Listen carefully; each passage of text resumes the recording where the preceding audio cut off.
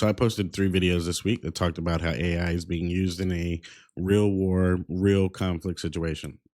I talked about how Claude is being embedded in military operations, about the school that got hit, and what this means for your organizations and companies and how you're dealing in this modern day and age. Those videos were suppressed on the largest social media platform so far. TikTok is the one specifically. So these were not deleted. These were completely suppressed, right? On the platforms that are owned by some people that have direct financial relationships to the very government that is running this war. Here we are, right? On YouTube and on my Substack. If you haven't already visited, the link in the bio, make sure you take a chance to go like this video, share, and join the channel on TikTok, join on YouTube and my Substack so you can stay up to date with the latest information that I bring to you about this. I'm going to give you the full detail about this information. So if you are on Substack, you'll get the full uncensored version, hopefully. But we're going to start here. 3 stories, all connected, that I feel have been quietly getting buried, or on short form platforms, they're definitely not seeing the light of day. Right. So short story 1 here, I think super important, is that OpenAI just cut a deal that Anthropic wouldn't. And that obviously makes a huge difference when these 2 different deals that are being talked about tell you everything you need to know from an industry point of view. Okay.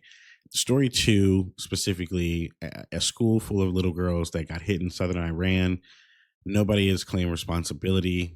Artificial intelligence was in that particular targeting chain, and nobody in the press is asking obvious questions. Story 3, the fact that you're watching this on YouTube, Substack, or live instead of a video on the platform itself speaks of the high level of complexity and censorship that I want to address. And I'm going to explain why. So first here, let's start with a timeline recap. Right, February 26th, Anthropic CEO Dario Amodei publicly reaffirms the company's position on ethical guardrails. He says that there are 2 red lines specifically that the company will not cross when it comes to artificial intelligence monitoring and targeting weapon systems in terms of what Anthropic is willing to do for Claude. And so this has led to a pretty significant rift between investors for Anthropic and the federal government, and obviously the executive branch. The Pentagon designated Anthropic a national security supply chain risk. February 27th, Trump posts on Truth Social calling Anthropic leadership left-wing nut jobs and orders every federal agency to immediately cease all use of their technology. February 28th, Operation Epic Fury launched 4.5 hours later. On the same day, OpenAI CEO Sam Altman announces a deal with the Pentagon, and very much the same language that was involved with Anthropic, but with some caveats. The deal itself, OpenAI agreed to deploy models in the Pentagon's classified networks. AI said the deal included 2 core safety principles: prohibitions on domestic mass surveillance and human responsibility for the use of force, including autonomous weapon systems, according to CNN. Altman said that those were the same red lines he shared with Anthropic. It does remain unclear why the Defense Department agreed to accommodate OpenAI and not Anthropic, though government officials had for months criticized Anthropic for being overly concerned with AI safety, according to CNBC. Here are the questions that you and I should be asking, right? If OpenAI and Anthropic had essentially the same red lines, no autonomous weapons, no mass domestic surveillance, why did one get banned and the other get the contract? The press is not talking about this loudly enough, in my opinion. OpenAI said the reason it could make a deal with Anthropic when Anthropic couldn't, was less about the substance of the boundaries and more about the approach. Anthropic wanted a hard contractual language format. OpenAI agreed to trust the government to follow existing law. Legal experts pointed that OpenAI's contract does not give it Anthropic-style freestanding right to prohibit otherwise lawful government use. It simply states that the Pentagon cannot use OpenAI's technology to break existing laws and policies, according to the same MIT Technology Review article. The whole reason that people supported Anthropic is that they do not believe existing laws are strong enough to prevent AI enabled mass surveillance. And as your solutions architect, if you're following me up to this point, I fundamentally agree with that. I do not believe the laws are strong enough currently for what we need to be considering on controlling the corporations who have these models, or maybe just some people in the government that we don't necessarily know what they're potentially doing all the time, right? So the internal backlash at OpenAI has been pretty severe. Many OpenAI employees have genuinely respected Anthropic's stance for this and are frustrated with how their own leadership has handled negotiations. One research scientist posted that he personally did not think the deal was worth it in a post that drew over 500,000 views. Consumers signaled their support by sending Claude to the top of Apple's App Store for the first time ever. Altman himself admitted it looked bad. He said publicly, "We are genuinely trying to de-escalate things, but I think it just looked opportunistic and sloppy," according to CNBC. The amended deal under this means that Altman has renegotiated. The renegotiated terms added explicitly restrictions covering commercially purchased data, cell phone location records, fitness app information, all of which is a certain legal gray area today. Senator Ron Whedon issued a statement saying that the Defense Department was throwing a fit over Anthropic asking for the bare minimum ethical guardrails, and called it serious cause for alarm given AI's ability to build detailed profiles of Americans from commercial data, according to NBC News. So here is what this practically means for you and I as we have this discussion. The AI vendor that you choose is not just a technology decision anymore. It is a company operating in a political environment that can change your access, your terms, your ability to operate overnight. Anthropic got the ban. The ban cannot be executed in under 3 to 6 months. A government that is able to operate without Anthropic Claude in any of the ways that they're hoping to, because Claude is the number one model on the planet, and Anthropic is the most excellent building team for this right now. So OpenAI has already acknowledged themselves that asking the government to offer the same terms to all AI companies, and specifically requesting that the government try to resolve things with Anthropic, is what they've put forward, according to a statement they put out, calling the current state a very bad way to kick off collaboration between the government and AI labs. Even the company that got the deal said the situation was bad, right? I mean, this must stand out for all of us. Your vendor risk framework was not built for this world, and the presentations and the details, according to my Substack articles, will give you a game plan on how to move forward. So the next segment that we have here will be about the school situation. Okay, so, and just a trigger warning for anybody who is not aware of the violence that's sort of been happening in the area. So we're gonna talk about the school, the targeting chain, and the question that nobody is asking. On February 28th, Iranian authorities said at least 168 people, many of them children, were killed in a strike in the Sharaja Tabeya Elementary School in Manab in southern Iran. The Iranian state media reported the school was an all-girls primary school, killing at least 165 students, staff, and others, according to the Hilltop report. The United States and Israel have both denied deliberately targeting the civilian school, according to NBC News. Defense Secretary Pete Hegseth said that they were investigating, that they never target civilians, and that they are taking a look into the situation, according to NBC News. Both local officials and a parent who spoke to NBC News said the school facility was built on what had been a Revolutionary Guard base. The base closed around 15 years ago, and military personnel were moved out, but the school stayed open, according to NBC News. I'm not here to adjudicate blame on this. I am here to ask the same questions that you and I would be asking anywhere else. Claude from Anthropic was confirmed to be embedded in the U.S. Central Command for Intelligence Analysis and Target Identification during this operation. We do not know, and we may never know, whether an AI system contributed to the targeting decision that hit that school. The Pentagon has not answered that question. The press has largely not asked it. And the gap between AI being in the targeting chain and accountability for what that chain produced is the most important governance question of 2026. Every enterprise technology leader who has worked with large language models knows what a hallucination is. The model generates a confident sounding output that is factually wrong. In a customer service context, that's a pretty bad experience. In a financial services context, that's a compliance incident. In a targeting context, that's a building full of children. The question that nobody is asking publicly is, what is the hallucination rate for military intelligence AI under operational pressure? And who is reviewing the outputs before the action is taken? Multiple reports confirm that Claude did not make autonomous targeting decisions. Human oversight was required at every step. That is what Anthropic built into the architecture. So if the governance held and humans were reviewing what the targeting recommendations were, that's an entirely different and harder conversation. Either AI contributed to a wrong recommendation that humans approved, or AI had nothing to do with it.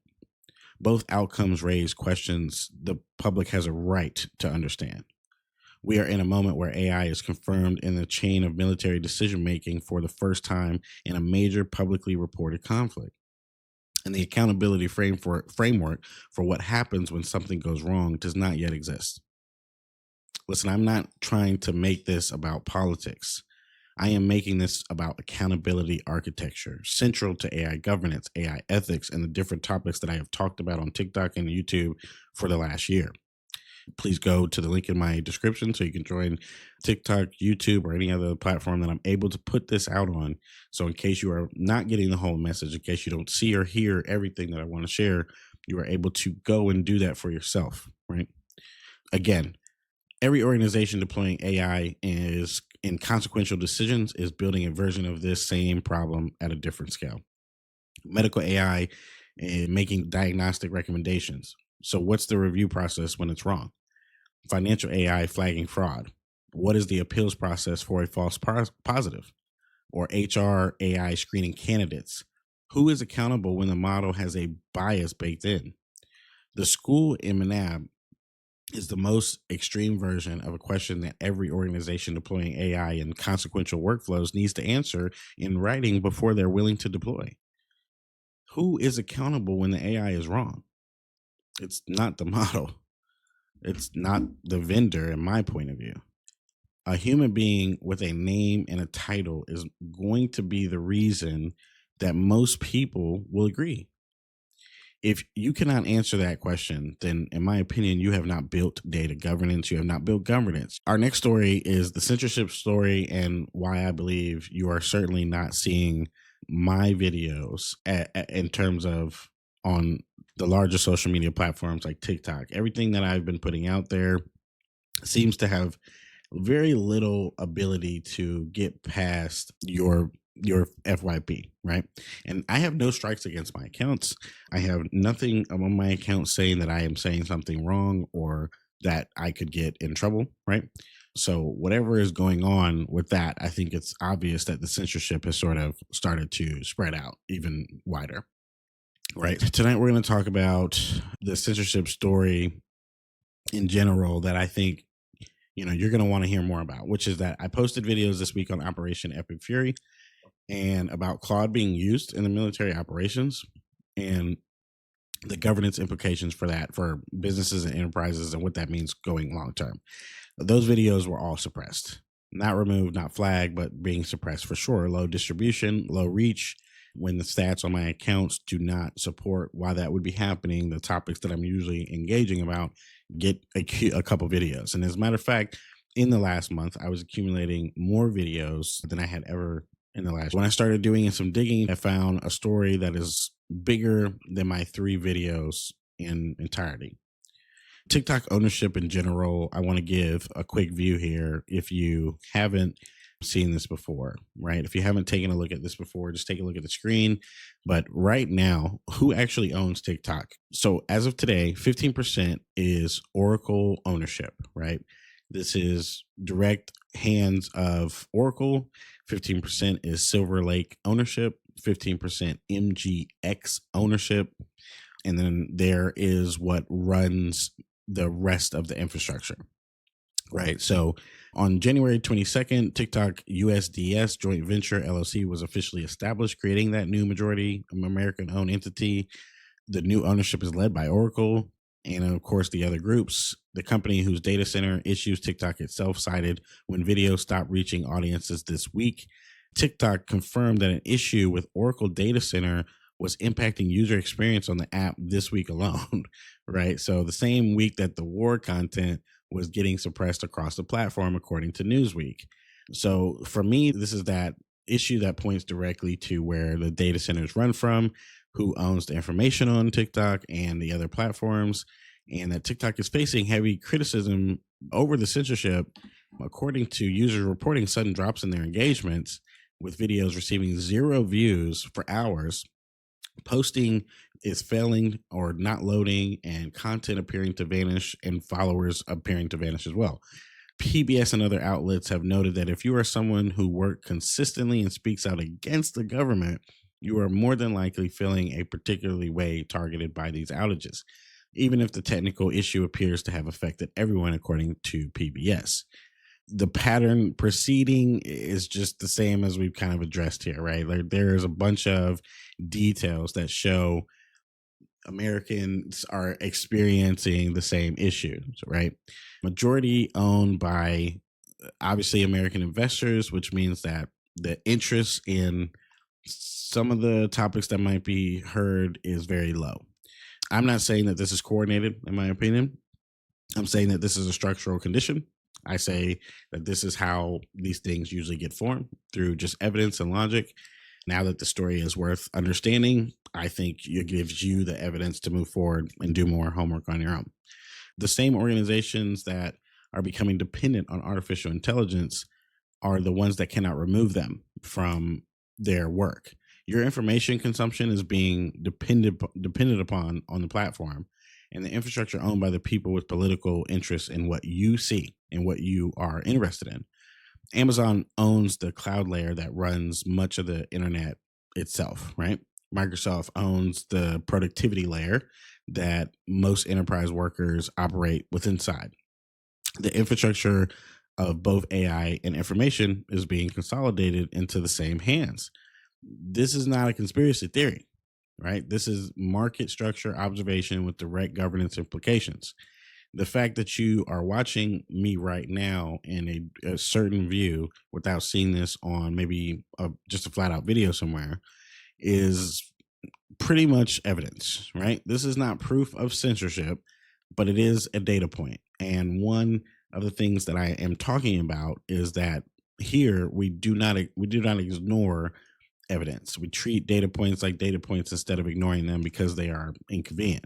The press covers what most of your algorithms will reward. The algorithm rewards what the platform owners tolerate. And the platform owner now has a name. So that is the information ecosystem your organization needs to be aware that they need to operate within.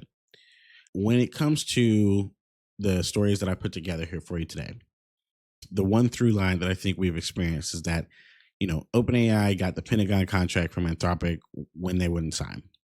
The difference being that those two deals have basically the same structure and evidence in the contracts, but it seems that political pressure was a part of the entire process. A school of little girls was definitely targeted and hit during an operation during war, where AI was confirmed to be in the targeting chain, at least, at the very minimum. Nobody is accountable yet. And that accountability gap is where data governance becomes so crucial. Content covering this story got suppressed on the platforms that are now owned by the people with financial relationships to the very parties that we were talking about. The infrastructure of AI and the infrastructure of information are consolidating into the same hands. I started this channel because I've spent the last 16 years watching organizations make the same decisions about AI and data based on what the press has said or what has been popular instead of what was actually happening or best for their organizations. And so this week, what was actually happening was war, a data governance failure, a corporate capitulation, a possible targeting error, and a platform suppression story all running simultaneously.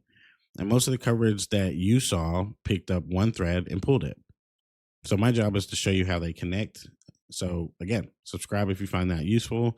My Substack articles will have more information. They go deeper. The link is in the below in the bio as well. And so if you have any questions, drop them in the comments. Specifically, if you're working with AI governance, I'd love to hear, what you're going through inside your organization.